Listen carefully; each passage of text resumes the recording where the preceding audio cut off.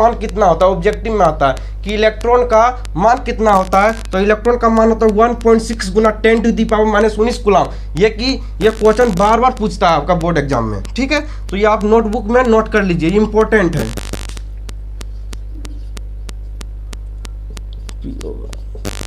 Important, ये important है। Note number 2 notebook में लिखिए आप, एप्सिलॉन नोड। एप्सिलॉन नोड का मान होता है 8.85 गुना 10⁻⁻12 कूलम। ये भी बोर्ड में आपका बोर्ड में पूछा जाता है कि एप्सिलॉन नोड का मान कितना होता है। तो एप्सिलॉन नोड का मान होता है 8.85 गुना 10⁻12 कूलम, ठीक है। ये भी आप नोटबुक में आप लिख लीजिए। अब चलते हैं कि आवेश का मात्रक। आवेश का मात्रक भी आपके एग्जाम में पूछा जाता है कि आवेश का मात्रक क्या होता है, ठीक है। तो आवेश का मात्रक जानेंगे। आवेश का मात्रक होता है कूलम, ठीक है, कूलम होता है। लेकिन कूलम जो होता है मेरे भाई, ये कूलम जो होता है ये छोटा मात्रक आपका होता है, ठीक है। ये बोर्ड में तो पूछा ही जाता है, लेकिन आपको जो है बोर्ड में सबसे ज़्यादा पूछा जाता है फैराडे के बारे में। फैराडे जो होता है ये सबसे बड़ा कूलम होता है, जिसका मान होता है 96,500 कूलम। 96,500 कूलम जो होता है ये फैराडे का मान होता है, जो कि बोर्ड एग्जाम में पूछा जाता है। नोटबुक में आप लिख सकते हो नोट कर इसको, ठीक है, ऑब्जेक्टिव में आता है। नोटबुक में इसको भी नोट कीजिए कि धनावेश के बारे में, ठीक है। धनावेश किसी पिंड पर इलेक्ट्रॉन की कमी को प्रदर्शित करता है, उसे धनावेश कहते हैं, ठीक है। यानी कहने का मतलब यह है कि धनावेश जो है, धनावेश किसी पिंड पर इलेक्ट्रॉन की कमी को प्रदर्शित करता है, उसे धनावेश कहते हैं। आपको समझ नहीं आया होगा, लिखा हुआ तो है लेकिन समझ नहीं आया होगा, तो चलिए हम समझाते हैं आपको, ठीक है, कि धनावेश मतलब क्या हुआ। मान लीजिए कोई तार है, ठीक है। मान लीजिए कोई धनी आदमी है, मान लीजिए कि आप बहुत ही धनी हो, मान लीजिए कि आप बहुत ही धनी हो, आप बहुत ही धनी हो, ठीक हो। यदि आप धनी हैं तो आपके दोस्त यदि वो किसी विपत्ति में पड़ चुका है और आपसे 500 रुपया मांगा है, ठीक है, 500 रुपया हुआ मांगा है, तो आप 500 रुपया क्या करोगे कि आप दे दोगे। क्यों दे दोगे? क्योंकि आप धनी हो, आपके पास पैसा है, और दोस्त का मदद करना कोई गुनाह नहीं है। विपत्ति में साथ दोगे तो ही वो आपको भी साथ देगा, तो ऐसा दोस्त होना चाहिए। तो 500 रुपया आप उसको दे चुके हो, तो क्या हुआ कि आपके जेब से 500 रुपया तो निकल गया, आपके जेब से 500 रुपया निकल गया ना, तो वो जो 500 निकल गया तो आप क्या हुआ, 500 की कमी आपके पास हो गया। मान लीजिए आपके पॉकेट में 1000 रुपया था, ठीक है, तो 1000 रुपया में से 500 रुपया अपने दोस्त को दे दिया, तो उसमें क्या हुआ कि उसमें से क्या हुआ, 500 रुपया यदि निकल गया तो आपके पास बचा कितना, 500 रुपया। तो आपके पास क्या हुआ, आपके पास 500 रुपया कमी हुई या नहीं हुई, तो कमी हो गया। इसलिए क्या हुआ, यहाँ पे जब कमी हुआ तो ऋणावेशित, आप जो है ऋणावेशित हो गए, क्योंकि आपके पास क्या हुआ, तो धन की कमी हो गया। तो इलेक्ट्रॉन की वही लिखें कि इलेक्ट्रॉन की कमी। तो समझ आ गया होगा। निकालिए नोटबुक और नोटबुक में लिखिए कि वायु के प्रावेदूत सामर्थ्य कितना होता है। तो वायु का जो प्रावेदूत सामर्थ्य होता है, जो कि बोर्ड एग्जाम में 2022 और 2021 में यह क्वेश्चन पूछा गया है। क्वेश्चन बैंक में आप देख सकते हो, यह क्वेश्चन पूछा गया है कि वायु के प्रावेदूत सामर्थ्य कितना होता है। तो वायु का प्रावेदूत सामर्थ्य जो होता है वह 3 × 10⁻6 वोल्ट मीटर इनवर्स होता है। फिर से बता देते हैं आपको, लिखिए नोटबुक में लिखिए कि वायु के प्रावेदूत सामर्थ्य कितना होता है, तो यह होता है 3 × 10⁻6 वोल्ट इनवर्स होता है। ठीक है, ये नोटबुक में आप लिख लीजिए। ठीक है, आप चाहे तो एक स्क्रीनशॉट ले सकते हैं इसका। तो चलते हैं आगे। आप जानते हैं ऋणावेशित के बारे में, ठीक है, धनावेशित जान गए। यदि हम धनावेशित जान गए तो ऋणावेशित हम जान जाएंगे। ऋणावेशित में क्या होता है कि ऋणावेशित किसी पिंड पर इलेक्ट्रॉन की अधिकता को प्रदर्शित करता है। इसमें क्या था कि इसके पास ये धनी था तो 500 रुपये दे दिया था, लेकिन यहाँ पे क्या हुआ, तो ऋणावेशित ही हो गया। लेकिन अब की इसमें सेम प्रोसेस इसमें भी है, इसमें कमी हो गया था। धनावेशित जब था इसमें कमी हो गया, ऋणावेशित में क्या होगा, तो धनी हो जाएगा। वो जिसको आप पैसा दिए हैं 500, तो वह धनी होगा या नहीं होगा, धनी होगा ना, तो इसलिए वो धनी हो गया। मान लीजिए कि धनी व्यक्ति 500 रुपया अपने दोस्त को दे दिया, तो ये तो गरीब हो गया ना। इसके जेब से 1000 रुपया था, 1000 रुपया से निकाल के 500 रुपया ये दोस्त को दे दिया। जिस दोस्त को दिया 500 तो अमीर हो गया, है ना। तो उसके पास क्या, इलेक्ट्रॉन बढ़ गया। इलेक्ट्रॉन उसके पास बढ़ा कि नहीं बढ़ा, तो इलेक्ट्रॉन उसके पास बढ़ गया, इसलिए वह धनी हो गया, इसलिए वह धनी हो गया है। ठीक है, तो ये आपको समझ आ गया होगा। ठीक है, अब आते हैं आवेश के गुण। आवेश के कुछ गुण हैं जिसको जानना बहुत ही जरूरी है, और बोर्ड एग्जाम में पूछा जाता है कि आवेश का गुण को लिखें। ठीक है, उसमें से बहुत ही फेमस है कि आवेश का क्वांटीकरण, जो कि 2021 में ये सवाल पूछा गया था कि आवेश का क्वांटीकरण, ये ऑब्जेक्टिव में पूछा जाता है और सब्जेक्टिव में भी 2 नंबर में पूछा जाता है। तो चलिए जानते हैं कि आवेश का क्वांटीकरण। जब आवेश का मान निश्चित तथा न्यूनतम मान का पूर्ण गुणज होता है, उसे आवेश का क्वांटीकरण कहते हैं। आपको लिखा है लेकिन समझ नहीं आया होगा, इसलिए हम यहाँ पे खड़ी हैं। देखिए यहाँ लिखा हुआ आवेश का क्वांटीकरण। जब आवेश का मान निश्चित तथा न्यूनतम मान का पूर्ण गुणज होता है, उसे आवेश का क्वांटीकरण कहते हैं। देखिए जो चीज लिखे है उस पर ध्यान दीजिए। निश्चित तथा न्यूनतम कहने का मतलब निश्चित मान होना चाहिए।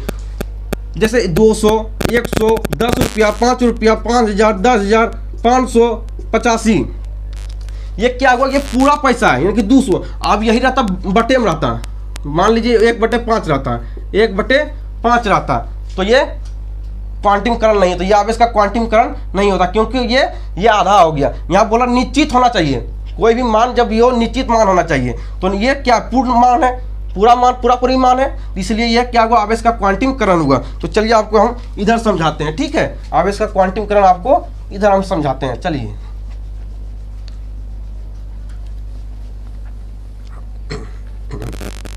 चलिए जैसे आपको दे दिया जाएगा पॉइंट में 2.10, एक ऑब्जेक्टिव में पूछेगा 2.10 दे दिया जाएगा, जो कि 2021 में ये भी क्वेश्चन पूछा था। 2. देखिए चलिए हमको अब 4 एग्जाम्पल देते हैं। जैसे 2.10, एक दे दिया जाएगा 5, ठीक है, और एक दे दिया जाएगा 1/4, ठीक, 1/4, और एक दे दिया जाएगा 2.00। आप पूछेगा कि इसमें से कौन सा क्वांटीकरण का मान है, इसमें पूछेगा कौन सा इसमें क्वांटीकरण का मान है। तो आपको हम समझा चुके हैं कि क्वांटीकरण किसको कहेंगे, जो कि निश्चित मान होगा। आपको निश्चित मान इसमें से कौन सा दिख रहा है, तो आपको ये 5 दिख रहा है, क्योंकि ये पॉइंट में है, ये बटे में है, ये पॉइंट में है, ये गलत है, ये गलत है, ये गलत है, ये सही है। इसी प्रकार क्वेश्चन आता है बोर्ड में। ठीक है, तो ये आपका आवेश का क्वांटीकरण आप समझ लिए होंगे। अब आते हैं कूलाम बल और गुरुत्वाकर्षण बल में अंतर बताएं। बोर्ड एग्जाम में पूछा जाता है कि कूलाम बल और गुरुत्वाकर्षण बल में क्या क्या अंतर होता है, आपको अंतर बताना है। तो गुरुत्वाकर्षण, एक तरफ नोटबुक में लिखिए, एक तरफ लिखिए गुरुत्वाकर्षण बल और एक तरफ लिखिए कूलॉम्बीय बल। तो चलिए अब समझते हैं। गुरुत्वाकर्षण बल केवल आकर्षण बल होता है, ठीक है। पहला नंबर 2 पॉइंट बना के आप लिखिएगा। एक होता है गुरुत्वाकर्षण बल केवल आकर्षण बल होता है। गुरुत्वाकर्षण बल कैसा होता है? तो केवल आकर्षण बल होता है, केवल आकर्षण बल होता है। लेकिन यही ध्यान देना है, ये केवल आकर्षण बल हुआ, गुरुत्वाकर्षण बल जो है केवल आकर्षण बल हुआ। लेकिन बाबू साहब देखिए यहाँ पे कूलॉम्ब बल क्या हुआ, ये आकर्षण और प्रतिकर्षण दोनों बल हो गए। यानी कि आकर्षण, न्यूटन का नियम याद कीजिए, नंबर पढ़े होंगे न्यूटन का नियम। आकर्षण और प्रतिकर्षण, न्यूटन का तृतीय नियम, आकर्षण और प्रतिकर्षण दोनों हो रहा है इसमें। क्योंकि इसमें कूलॉम्ब के बल में क्या होता है, आकर्षण और प्रतिकर्षण दोनों लगता है। लेकिन गुरुत्वाकर्षण बल में क्या होता है, सिर्फ आकर्षण बल लगता है ना। यही अंतर है, बस ये दोनों में यही अंतर है कि गुरुत्वाकर्षण बल में आकर्षण बल लगता है और कूलॉम्ब बल में आकर्षण बल और प्रतिकर्षण बल दोनों लगता है। अब आते हैं दूसरा पॉइंट, गुरुत्वाकर्षण बल तो ये माध्यम पर निर्भर करता है। देखिए यहाँ पे गुरुत्वाकर्षण बल जो होता है ये माध्यम पर निर्भर करता है, माध्यम पर निर्भर नहीं करता है। लेकिन कूलॉम्ब बल जो होता है ये माध्यम पर निर्भर करता है। बस यही 2 अंतर है। अब जानते हैं आपेक्षिक विद्युतशीलता या प्रावैधुतांक का परिभाषा। आपेक्षिक विद्युतशीलता या प्रावैधुतांक का परिभाषा, यह भी क्वेश्चन बोर्ड एग्जाम में पूछा जाता है कि आपेक्षिक विद्युतशीलता या प्रावैधुतांक का परिभाषा को बताएं। तो चलिए बताते हैं। यह क्वेश्चन आपका, यह भी क्वेश्चन 2021 में पूछा गया है और यह क्वेश्चन भी 2019-2021 में इस समय पूछा गया है कि आपेक्षिक विद्युतशीलता या प्रावैधुतांक का परिभाषा दें। तो इसको आसानी से हम समझेंगे। किसी माध्यम में विद्युतशीलता तथा निर्वात में विद्युतशीलता के अनुपात को आपेक्षिक विद्युतशीलता या प्रावैधुतांक कहते हैं। कहने मतलब है किसी माध्यम में विद्युतशीलता, क्या चीज में विद्युतशीलता, तो माध्यम में विद्युतशीलता, निर्वात में विद्युतशीलता के अनुपात को क्या कहते हैं, आपेक्षिक विद्युतशीलता कहते हैं। ठीक है, आपेक्षिक विद्युतशीलता एप्सिलॉन नॉट, एप्सिलॉन आर, आपेक्षिक विद्युतशीलता एप्सिलॉन आर बराबर होता है एप्सिलॉन बटे एप्सिलॉन नॉट, यानी कि माध्यम बटे निर्वात। अब इसी फार्मूला से हम इसका परिभाषा को समझेंगे, इसी का ही परिभाषा। चलिए इसका यानी कि आपेक्षिक प्रावैधुतांक का फार्मूला से ही हम इसका परिभाषा को समझ लेंगे। देखिए फार्मूला क्या है इसका, चलिए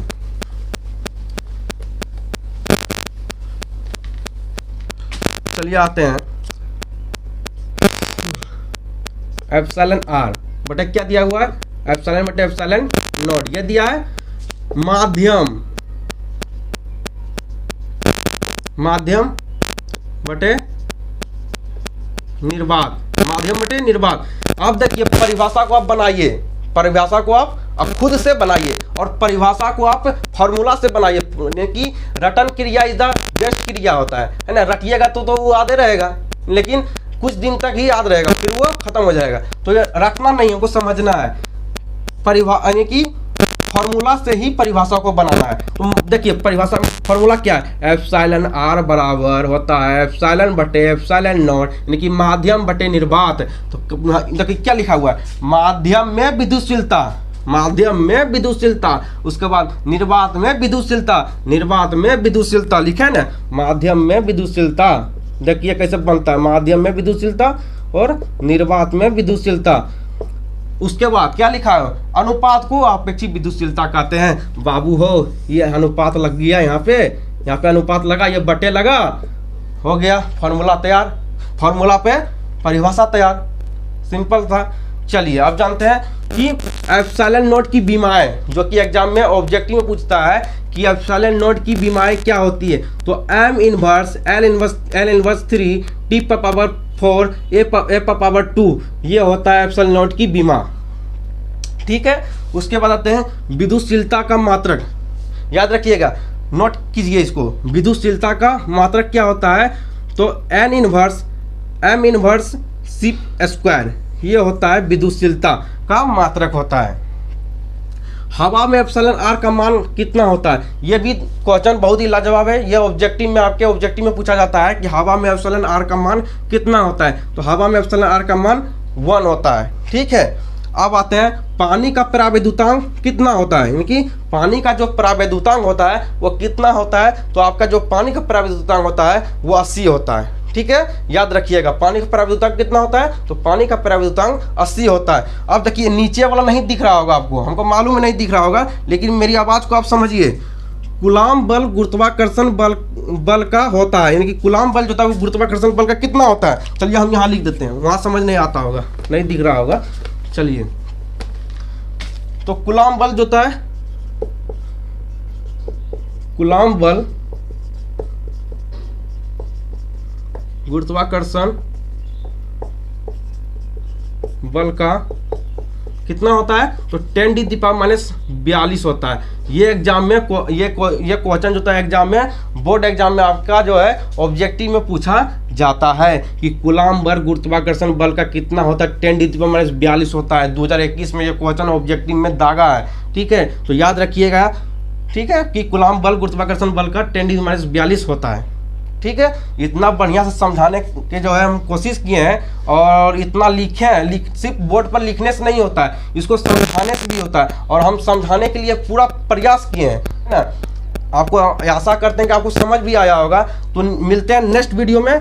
तो अगला वीडियो आपका पार्ट 2 आएगा। इसका एक वीडियो में कंप्लीट नहीं हो सकता है ना। हम भी चाहें तो जो है दाल भात चोखा नहीं, इसको हम एक ही वीडियो में बना सकते थे, लेकिन एक वीडियो में आपको समझ नहीं आएगा, तो सेकंड वीडियो हमको लाना पड़ेगा इसके लिए। तो अगले वीडियो में भी मिलेंगे, तब तक के लिए बाय बाय।